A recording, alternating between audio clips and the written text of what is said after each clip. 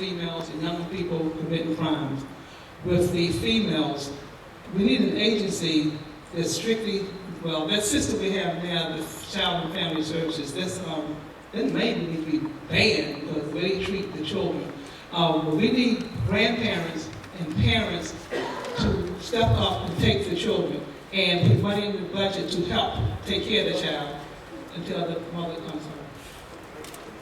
Are we out of time? Okay. So, what would you do to support, will you support a 2015 model of reentry? You may not be familiar with the Delaney project, I'm not sure if you are here in the district, but what would you do to support a 2015 or a new model for reentry in the district? I'm not too familiar with that, so I can't answer. Okay. 40 seconds, okay. So, what is your stance on the Human Rights Bill? Do you believe that returning citizens should be viewed as a protected class, since nothing else has been put in place for employment and housing, the housing crisis? Yes, I believe so. Because oftentimes when we commit crime, I'm sure I have to, I just wasn't caught, maybe something minor. No, seriously, I think everybody has committed some type of crime. So when we do something, especially the first time or the second time, something minor, we should not be penalized, I think, too deeply for that. So I think we should be excused the first time, maybe the 3-strike rule. Thank you, Ms. Seegars. Thank you. All right. Trayon, Ward 8, White.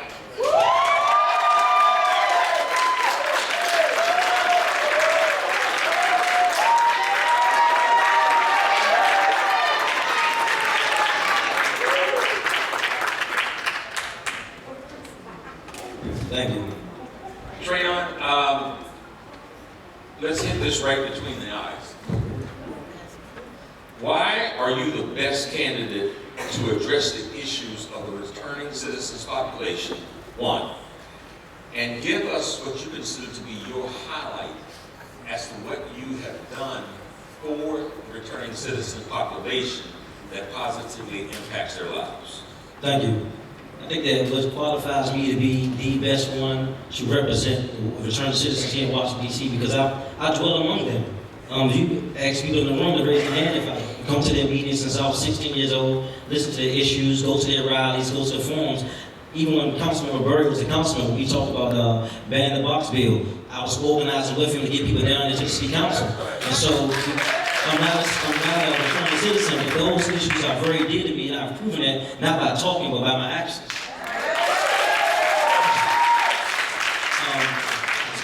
The second part to that question is that if one thing I want to, where's Brother Bay? Brother Bay, stand up real quick. I always got to put him on the spot. You know, I know he's going to be here, but did he? Thank you, can sit down. Brother Bay. That's a gentleman who came home, returned a citizen, did 30 years.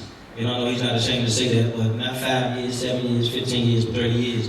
And he was doing a lot of work on the lines of certain men in the community. I saw this brother dedicated on the front line of Benton Church, Bury Farms, Woodland Church, and he went through a lot of struggles. And so what I did was I decided to lend a helping hand. And I've done this all over the place with so many different people. And now Brother Bay is working with a good job. He lives in my home. So I'm not just talking about what I'm doing for structure. He's not my all the time. I can't go there before him. But I'm going to land my life down and be an example of what we do for those who are left behind in laws and don't have those options. So now he's working every day, going to work, and a productive citizen here in Washington, D.C. That's the answer, y'all. That's the answer.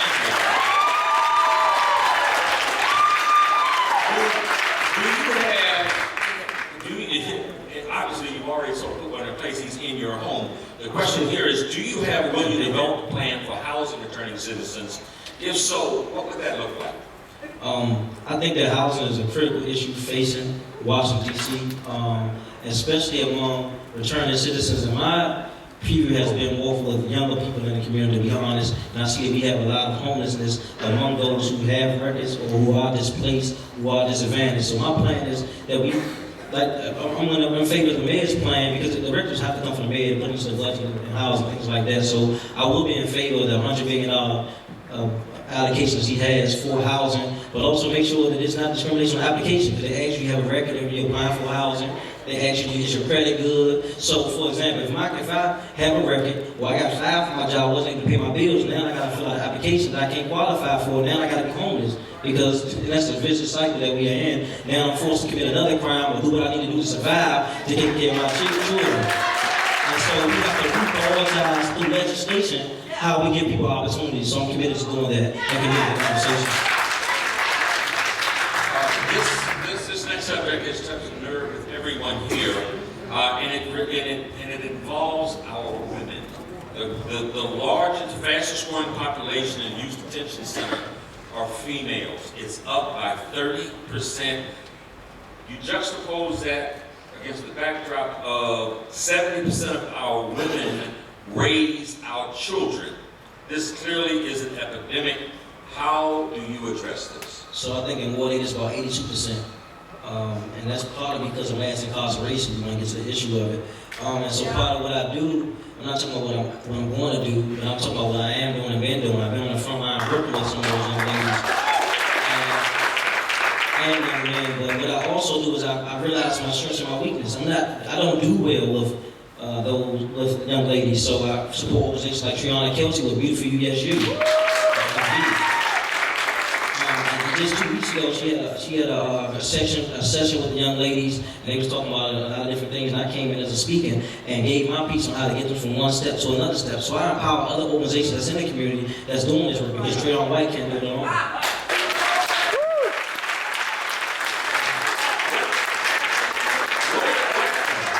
have 2 minutes left in this segment with you, Trayon. What is your stance on the human rights bill? Do you believe that returning citizens should be viewed as a protected class, since truly nothing else seems to have put a dent in the unemployment and housing crisis amongst returning citizens? So when I think about human rights, I think about that's something you get just because unalienable rights that you get because you're a human being that you shouldn't be discriminated against. We know the Human Rights Act. So I think that the answer is yes, that you should get the same rights that everyone else gets. But unfortunately, that's not the case.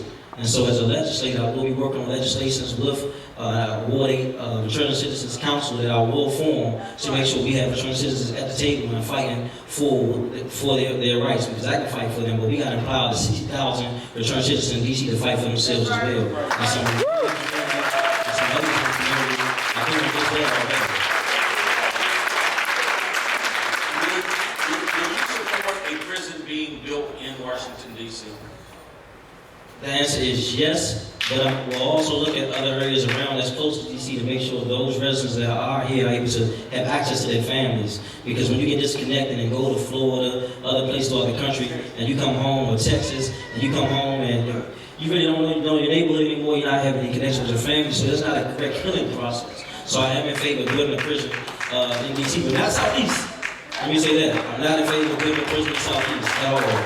But if we can get a prison that's close to home, I think, because I was reading something where legislatively you're only supposed to be 500 miles away from your house anyway. So we got to really look at some of the laws already in place and enforce some of those things. Perhaps when I have some conversation with Mary Shea from Ward 3, maybe put something over on Foxhall Road. Okay, let's do that.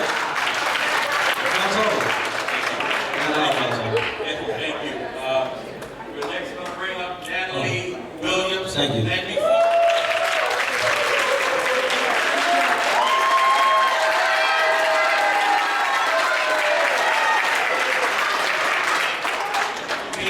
And before we bring Natalie up, I want to take the liberty to do something here. I don't know if you guys saw in the paper in the Washington, I think it was the Washington Post, but there's a group of people that own bookstores throughout the country in airports, and they recognized a DC institution that was originally established by Calvin Roloff and his wonderful wife, Wilhelmina Roloff, the Washington Informant newspaper, which now is so ably handled by the daughter, the first daughter. Let's call it her first daughter.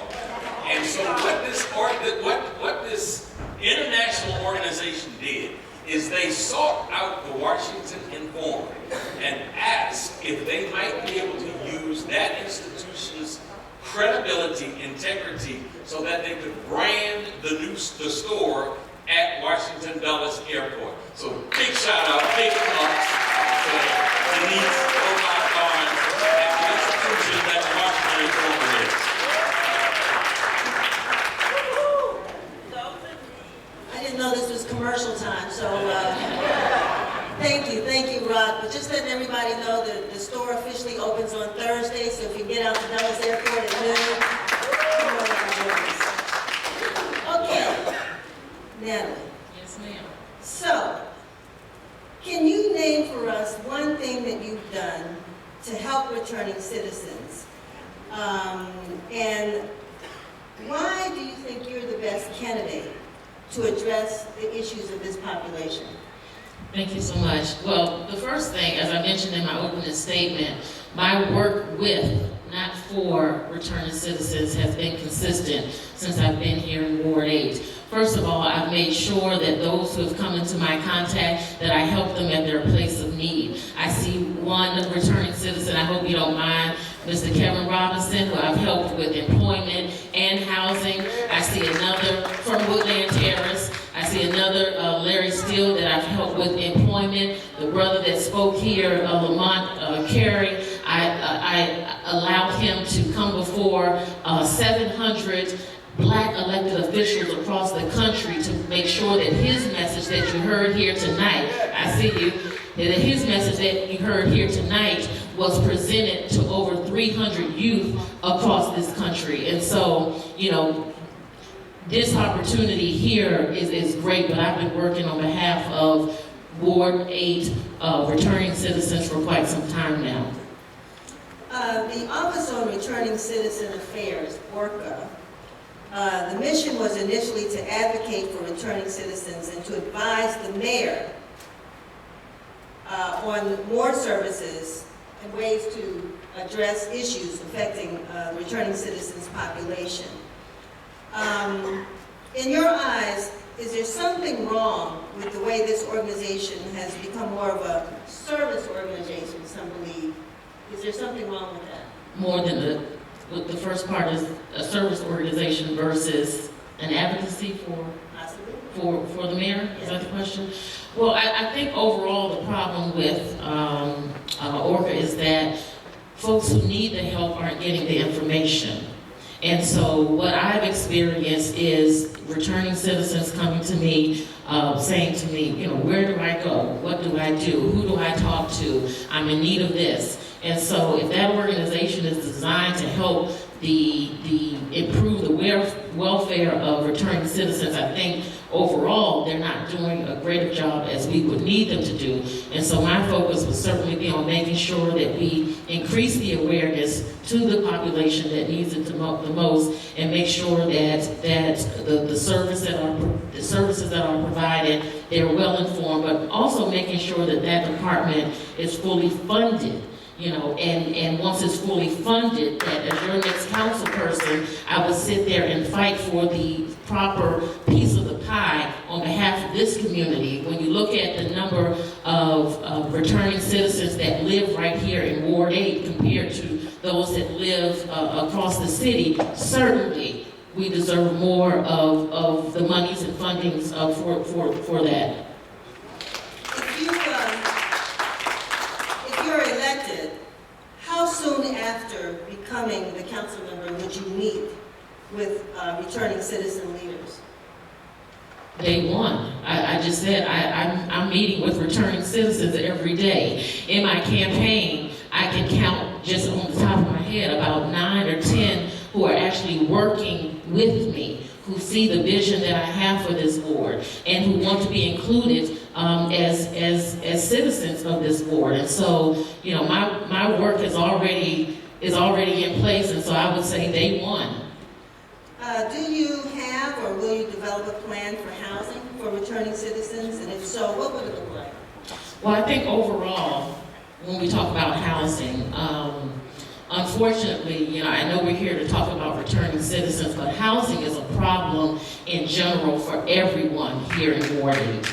And so one thing I would do is make sure that this Housing Production Trust Fund that the mayor has committed to putting $100 million toward affordable housing, that we too get the proper piece of that. Here in Ward 8, we've got the highest number of folks who are unemployed, which then leads to not being able to have a place to lay your heads at night. And so we need to have a fighter at the city council that will fight for the issues, and affordable housing is a problem for us all. So on the area, well, let me go to the fastest growing population in youth detention happens to be females. It's up by 30%.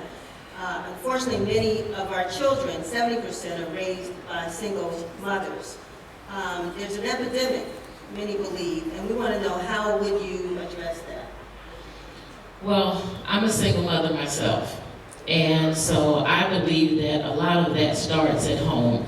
I teach my daughter every day what it means to be a young lady, and what it means to be respectful, what it means to be a leader even in your own little circle. And I think when we start talking about single parents, not just single mothers, but single dads too, that we talk about what should we be doing, that really starts in the home. But I appreciate programs like the one that Tree had. Is Tree here tonight? Tree, yes. I appreciate programs such as the one that she has that really pulls in young ladies and meets them exactly where they are, having the real conversations with them. You know, my daughter, I talk to her every day, and you know, when there was an incident that occurred, Tree was a leader in talking to young ladies here, and I just had the pleasure of going along with her. But we need more of that in our community, particularly for our young ladies, so that they're not following what they're seeing from young men's behavior, but they're standing as leaders.